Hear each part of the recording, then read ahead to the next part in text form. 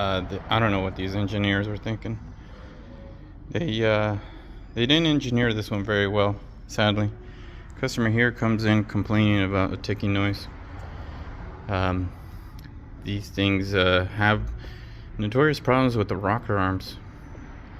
So I take the driver's side valve cover off to find out what's going on under the valve cover because it's ticking.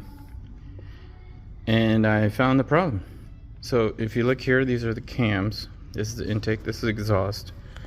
And these are the cam lobes. And underneath here are the rocker arms. Well, the problem is this one right here. That camshaft right here has inside wear because of the rocker arm being wore out. So yeah, that one's messed up.